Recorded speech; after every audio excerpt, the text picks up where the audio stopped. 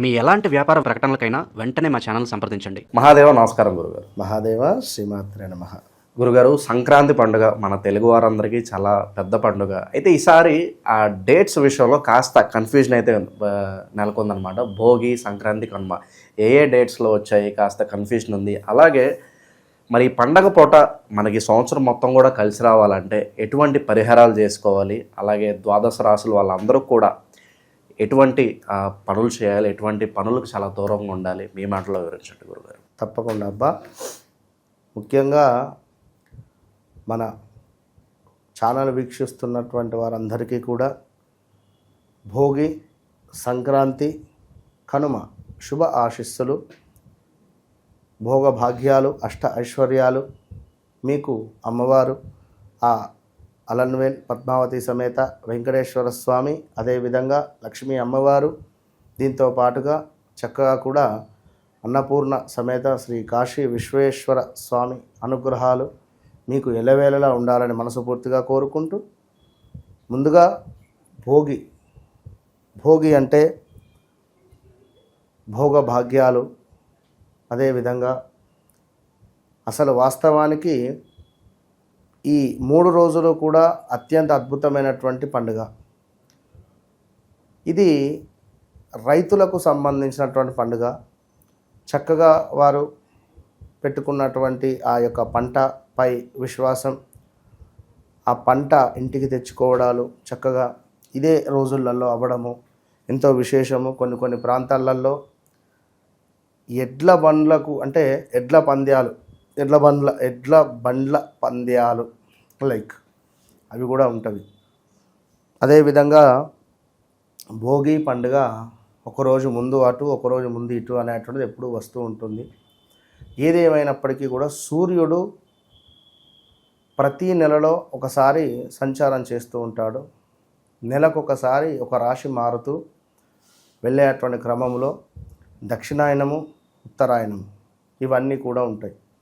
మనకు ఎగ్జాక్ట్లీ 15వ తారీఖు, 14వ తారీఖు ట్రావెల్ మొదలైనటువంటి సూర్యభగవానుడు 15వ తారీఖు కల్లా కూడా మకరంలోకి ప్రవేశించేటువంటి క్రమంలో దీనిని ఉత్తరాయణ పుణ్యకాలంగా చెప్పబడుతూ ఉన్నది ఈ రోజు నుండి. కనుక మరి ఈ యొక్క ఉత్తరాయణ పుణ్యకాలము అంటే దేవుళ్లకు ఒక మేలు కొలుపు. ఉత్తరాయణం అంటే ఇక్కడ మన బాడీలు కానీ, మన శరీరాలు కానీ, మన వ్యవస్థ కానీ చాలా ఫాస్ట్గా ఉంటుంది. 6 నెలలు చాలా ఫాస్ట్గా ఉంటుంది. మరి ఇట్టి సందర్భాలలో సూర్యుడు 6 నెలలు దక్షిణాయనంలో, 6 నెలలు ఉత్తరాయణంలో ప్రయాణం చేసేటువంటి క్రమము. మొట్టమొదటిది 14వ తారీఖు భోగి పండుగ రాబోతూ ఉన్నది. మరి 14వ తారీఖు భోగి పండుగ ఉదయాత్పూర్వము సూర్యోదయం కంటే ముందే నిద్రలేవాలి, సూర్యునికి నమస్కరించుకోవాలి. సూర్యునికి నమస్కరించుకున్న తర్వాత చక్కగా కూడా ఈరోజు నాడు ఒంటికి చక్కగా నువ్వుల నూనె రాసుకోవాలి. రాసుకున్న తర్వాత స్నానాది కార్యక్రమాలు చేసుకోవాలి. ఉదయాత్పూర్వం భోగి మంటలు వేస్తారు. మరి భోగి మంటలు వేసిన తర్వాత భోగి మంటలలో తాటి ఆకులు కానీ, లైక్ ఫర్నిచర్స్ కానీ ఇవన్నీ కూడా భోగి మంటలలో వేసుకొని చక్కగా కూడా నమస్కరించుకొని వాటి చుట్టూ కూడా ప్రదక్షిణ చేసి నమస్కరించుకుంటారు. ఇక స్నానాది కార్యక్రమాలు, ఈ నువ్వుల నూనె రాసుకోవడాలు, స్నానాది కార్యక్రమాలు, నువ్వుల ఉండలు తినడాలు ఇవి ఎంతో శ్రేష్టంగా చెప్పబడుతూ ఉన్నవి.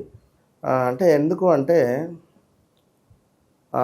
బదరికా వనములో శ్రీమన్నారాయణుడు, అదేవిధంగా బ్రహ్మ, ఈశ్వరుడు అక్కడ తపస్సు చేసుకునే క్రమంలో దేవతలందరూ కూడా వారి తపస్సుకు మెచ్చి ఆ యొక్క బదరికా పండ్లు అంటే రేగు పండ్లను వారిపై పడేటువంటి విధంగా అనుగ్రహాన్ని ఇస్తారు. అంటే వర్షం కురుస్తుంది. సో అదొక ప్రాముఖ్యత. అదేవిధంగా మరి ఇంకో అద్భుతమైనది ఏమిటి అంటే చిన్నపిల్లలకు చక్కగా కూడా వారికి దిష్టి తగలకుండా, దిష్టి దోషం ఉండకుండా రేగు పండ్లు, అదేవిధంగా కొంత మనకు బంతి పువ్వులు, 1 రూపీ కాయిన్స్, చెరుకు గడలు ఇవన్నీ కూడా పిల్లలపై చక్కగా వేసి భోగి పండ్లు చేసుకుంటూ పిల్లలు ఆడుకుంటూ ఉంటే తల్లులు మురిసిపోతూ ఉంటారు తల్లిదండ్రులు. సో 3 సంవత్సరాలు, 5 సంవత్సరాలు, 6 సంవత్సరాలు, 8 సంవత్సరాలలోపు మ్యాక్సిమం 10 సంవత్సరాలు దాటితే ఇక వారికి పోయరు. ఈ విధంగా మనకు భోగి అనేటువంటిది జరిగిపోతూ ఉంటుంది. రెండవ రోజు 15వ తారీఖు సంక్రాంతి, మకర సంక్రాంతి. దీని పేరే మకర సంక్రాంతి. అంటే చక్కగా కూడా సూర్య భగవానుడు మకర రాశిలోకి ప్రవేశించేటువంటి క్రమంలో దేశం మొత్తము కూడా కొంచెము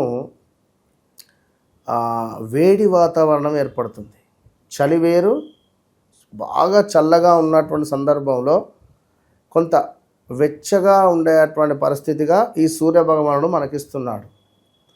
ఇక ఇది ఎంటర్ అయినాక 1 month after Shivaratri, exactly 1 month లోపు శివరాత్రి ఉంటుంది.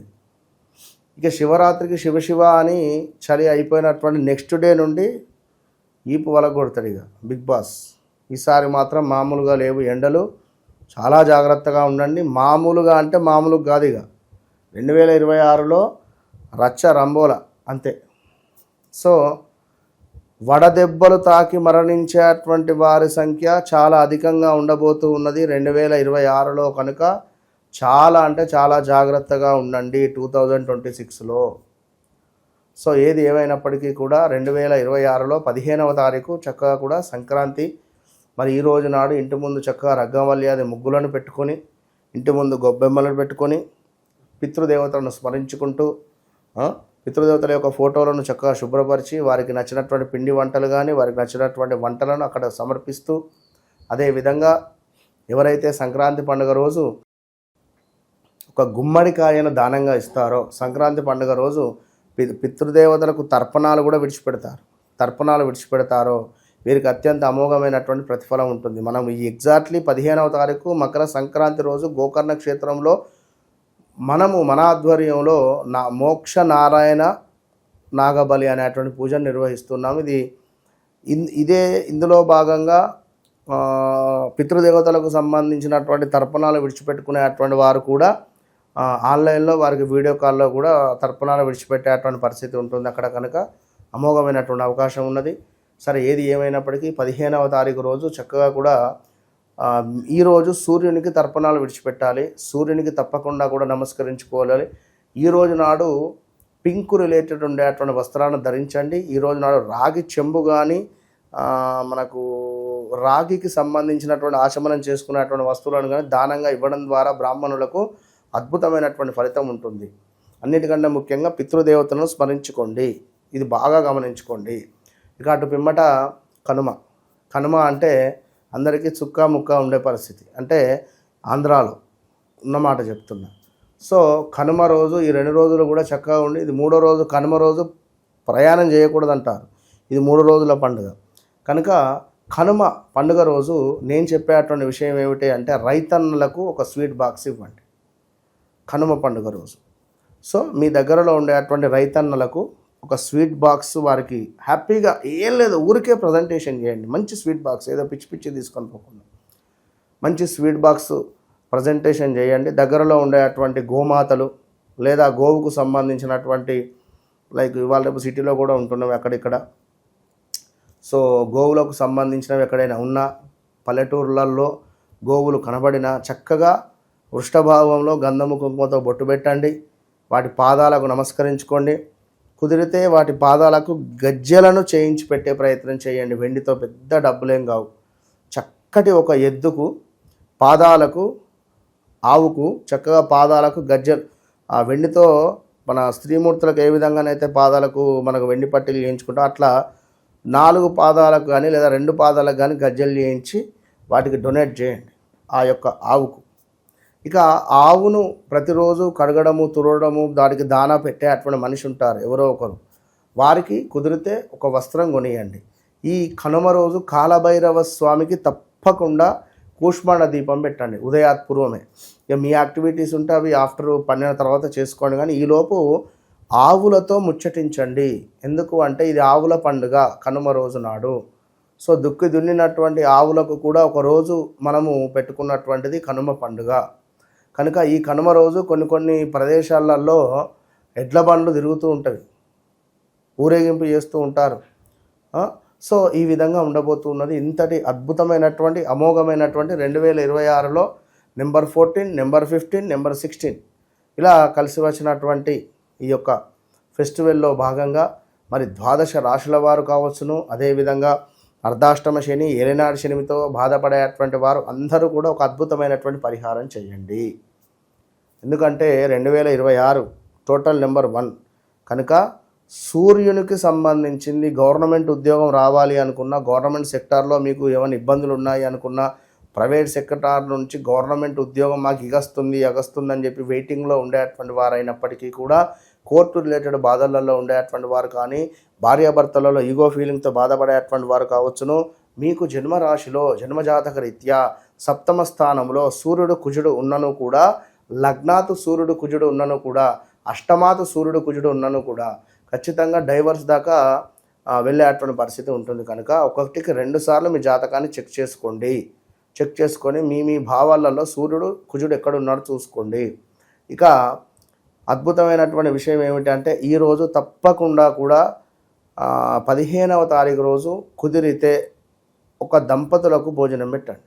బ్రాహ్మణులకు భార్య భర్త వారిద్దరిని కూడా చక్కగా పార్వతీ పరమేశ్వరుడుగా ఊహించుకోండి, లేదా విష్ణు మహాలక్ష్మిగా అనుకొని వారిద్దరిని పిలిచి తప్పకుండా ఇంట్లో ఆతిథ్యాన్ని అందించి తాంబూలాన్ని ఇచ్చి పంపించండి. ఇది నెంబర్ 1. నెంబర్ 2, ఈ రాశి ఆ రాశి అని కాదు, ద్వాదశ రాశుల అందరికీ సూర్యుని యొక్క బలం కావాలి. ఈ సూర్యుని యొక్క బలము మకరంలో ఉన్నప్పుడు సూర్యుడు అద్భుతంగా ఉంటాడు. కనుక ఈ రోజు నాడు ఖచ్చితంగా మీ 3 రోజులలో ఏదన్నా ఒక్క రోజు నాడు ద్వాదశ రాశుల వారికి సంబంధించి కోతులకు అరటి పండ్లను మీరు ఎక్కడైనా కోతులు కనబడితే అరటి పండ్లను ఇచ్చే ప్రయత్నం చేయండి. అరటి పండ్లు తినిపియండి కోతులకు. ఇక 3వ విషయం, ఎవరైతే ద్వాదశ రాశుల వారు ఈ యొక్క మకర సంక్రాంతి, భోగి, కనుమ రిలేటెడ్ తప్పకుండా పిల్లలు, చిన్న చిన్న పిల్లలు ఎక్కడైనా ఉన్నట్టుంటే వారికి బట్టలు కొనియడం కానీ, అనాథాశ్రమాలలో వారికి ఏమైనా ఫుడ్ డొనేట్ చేయడం కానీ, ఏదైనా వృద్ధాశ్రమాలలో ఒక పూట భోజనం పెట్టించడం కానీ, వారికి ఏమైనా వస్త్రాలు కొనించడం కానీ, మొన్న మన ఆధ్వర్యంలో చెప్పుకొని నేను కానీ చెప్తున్న ఫోటోలు కూడా నేను ఇస్తాను. ఒక వృద్ధాశ్రమము చక్కగా కూడా వాసవి వృద్ధాశ్రమంలో ఒక దగ్గర మనదేమిటి బ్లాంకెట్లు, అదేవిధంగా వారికి ఒక పూట తినడానికి ఇవన్నీ డొనేట్ చేస్తే, సబ్బులు, ఒక 1 మంత్ వారికి సరిపోయేటువంటి సామాన్లు అన్నీ కొనిస్తే ఎంత బాధ అనిపించింది అంటే గుడ్డల నీళ్ళు తిరిగినాయి నాకు. అరే అనిపించింది.